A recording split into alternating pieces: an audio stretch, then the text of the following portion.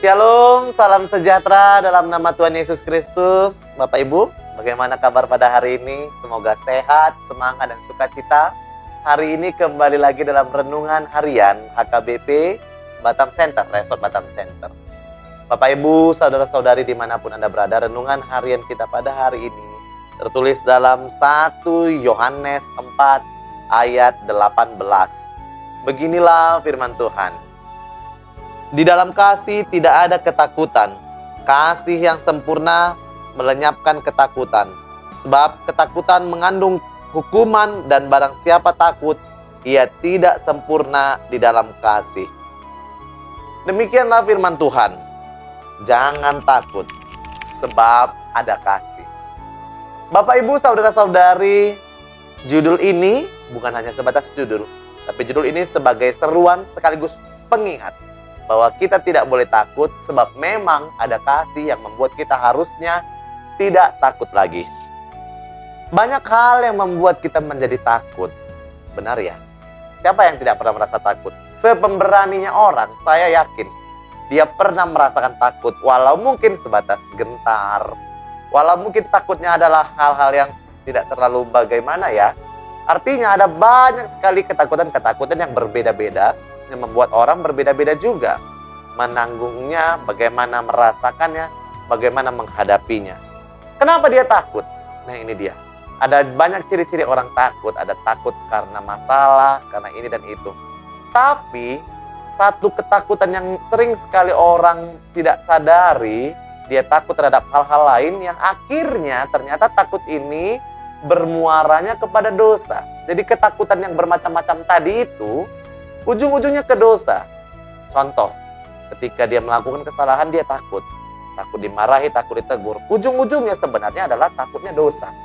Nah, ini yang mau kita pelajari, yang mau kita lakukan di dalam hidup kita. Firman Tuhan mengatakan jangan takut sebab ada kasih. Sebab ada yang melindungi kita. Kalau dia sudah peluk kita, kalau dia sudah buat benteng bagi hidup kita, yang harusnya kita tidak lagi takut, lalu mengapa kita takut? Memang kadang-kadang karena kesalahan kita atau apapun yang kita buat kita menjadi takut. Tapi sekali lagi, kalaupun kita bersalah, datanglah kepada Allah, Tuhan yang memeluk kita, mohon ampun, dan kita tidak akan takut lagi. Sekali lagi, orang-orang yang takut adalah orang-orang yang mungkin dia tidak dekat dengan Tuhan. Mungkin dia takut dihukum atau takut hal-hal sebagainya. Maka Yesus yang menggantikannya. Bahkan kalau kita teringat akan dosa-dosa kita, harusnya kita yang menjadi takut. Harusnya kita yang menjadi gentar karena kita adalah manusia yang penuh dengan dosa. Tapi untuk hal ini pun Tuhan datang ke dunia menggantikan kita. Dia menjadi Yesus, dia gantikan dosa-dosa kita. Dia yang menggantikan hukuman atas dosa kita. Tentu Bapak Ibu, secara manusia kita tidak sempurna. Tetapi di dalam kasih Kristus kita disempurnakan. Ketika Yesus mati di kayu salib dia katakan sudah lunas, sudah selesai.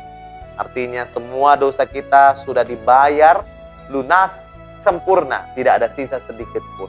Inilah yang membuat kita harusnya semakin berani.